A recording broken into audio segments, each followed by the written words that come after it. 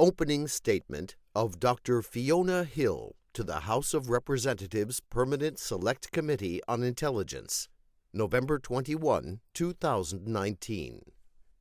Mr. Chairman, Ranking Member Nunes, and members of the committee, thank you for inviting me to testify before you today. I have a short opening statement. I appreciate the importance of the Congress's impeachment inquiry. I am appearing today as a fact witness, as I did during my deposition on October 14th, in order to answer your questions about what I saw, what I did, what I knew, and what I know with regard to the subjects of your inquiry. I believe that those who have information that the Congress deems relevant have a legal and moral obligation to provide it. I take great pride in the fact that I am a nonpartisan foreign policy expert who has served under 3 different Republican and Democratic presidents. I have no interest in advancing the outcome of your inquiry in any particular direction, except toward the truth. I will not provide a long narrative statement because I believe that the interest of Congress and the American people is best served by allowing you to ask me your questions. I am happy to expand upon my October 14th deposition testimony in response to your questions today. But before I do so, I would like to communicate 2 things. First, I'd like to share a bit about who I am. I am an American by choice, having become a citizen in 2002. I was born in the northeast of England, in the same region George Washington's ancestors came from. Both the region and my family have deep ties to the United States. My paternal grandfather fought through World War I in the Royal Field Artillery, surviving being shot, shelled, and gassed before American troops intervened to end the war in 1918. During the Second World War, other members of my family fought to defend the free world from fascism alongside American soldiers, sailors, and airmen. The men in my father's family were coal miners, whose families always struggled with poverty. When my father, Alfred, was 14, he joined his father, brother, uncles, and cousins in the coal mines to help put food on the table. When the last of the local mines closed in the 1960s, my father wanted to emigrate to the United States to work in the coal mines in West Virginia or in Pennsylvania. But his mother, my grandmother, had been crippled from hard labor. My father couldn't leave, so he stayed in northern England until he died in 2012. My mother still lives in my hometown today. While his dream of emigrating to America was thwarted, my father loved America, its culture, its history, and its role as a beacon of hope in the world. He always wanted someone in the family to make it to the United States. I began my university studies in 1984, and in 1987 I won a place on an academic exchange to the Soviet Union. I was there for the signing of the Intermediate Nuclear Forces, the INF Treaty, and when President Ronald Reagan met Soviet leader Mikhail Gorbachev in Moscow. This was a turning point for me. An American professor who I met there told me about graduate student scholarships to the United States, and the very next year, thanks to his advice, I arrived in America to start my advanced studies at Harvard. Years later, I can say with confidence that this country has offered for me opportunities I never would have had in England. I grew up poor, with a very distinctive working-class accent. In England in the 1980s and 1990s, this would have impeded my professional advancement. This background has never set me back in America. For the better part of 3 decades, I have built a career as a nonpartisan, non-political national security professional focusing on Europe and Eurasia, and especially the former Soviet Union. I have served our country under 3 presidents.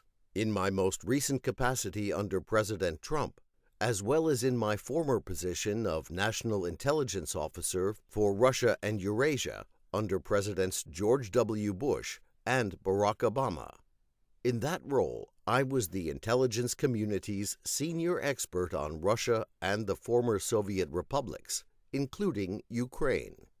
It was because of my background and experience that I was asked to join the National Security Council in 2017. At the NSC, Russia was a part of my portfolio, but I was also responsible for coordinating U.S. policy for all of Western Europe, all of Eastern Europe, including Ukraine and Turkey, along with NATO and the European Union.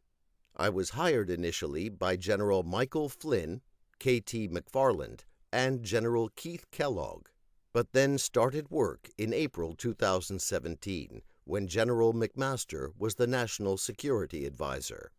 I, and they, thought I could help them with President Trump's stated goal of improving relations with Russia, while still implementing policies designed to deter Russian conduct that threatens the United States, including the unprecedented and successful Russian operation to interfere in the 2016 presidential election. This relates to the second thing I want to communicate. Based on questions and statements I have heard, some of you on this committee appear to believe that Russia and its security services did not conduct a campaign against our country, and that perhaps, somehow, for some reason, Ukraine did. This is a fictional narrative that has been perpetrated and propagated by the Russian security services themselves. The unfortunate truth is that Russia was the foreign power that systematically attacked our democratic institutions in 2016.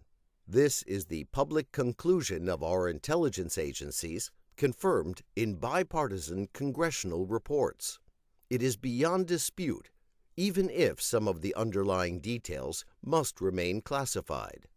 The impact of the successful 2016 Russian campaign remains evident today. Our nation is being torn apart. Truth is questioned. Our highly professional and expert career foreign service is being undermined. U.S. support for Ukraine, which continues to face armed Russian aggression, has been politicized. The Russian government's goal is to weaken our country, to diminish America's global role, and to neutralize a perceived U.S. threat to Russian interests. President Putin and the Russian security services aim to counter U.S. foreign policy objectives in Europe, including in Ukraine, where Moscow wishes to reassert political and economic dominance. I say this not as an alarmist, but as a realist. I do not think long-term conflict with Russia is either desirable or inevitable. I continue to believe that we need to seek ways of stabilizing our relationship with Moscow, even as we counter their efforts to harm us. Right now, Russia's security services and their proxies have geared up to repeat their interference in the 2020 election. We are running out of time to stop them. In the course of this investigation, I would ask that you please not promote politically driven falsehoods that so clearly advance Russian interests. As Republicans and Democrats have agreed for decades, Ukraine is a valued partner of the United States, and it plays an important role in our national security. And as I told this committee last month, I refuse to be part of an effort to legitimize an alternate narrative that the Ukrainian government is a U.S. adversary and that Ukraine, not Russia, attacked us in 2016. These fictions are harmful, even if they are deployed for purely domestic political purposes. President Putin and the Russian security services operate like a super PAC. They deploy millions of dollars to weaponize our own political opposition research and false narratives. When we are consumed by partisan rancor, we cannot combat these external forces as they seek to divide us against each other, degrade our institutions, and destroy the faith of the American people in our democracy. I respect the work that this Congress does in carrying out its constitutional responsibilities, including in this inquiry, and I am here to help you to the best of my ability. If the President or anyone else impedes or subverts the national security of the United States in order to further domestic, political, or personal interests, that is more than worthy of your attention.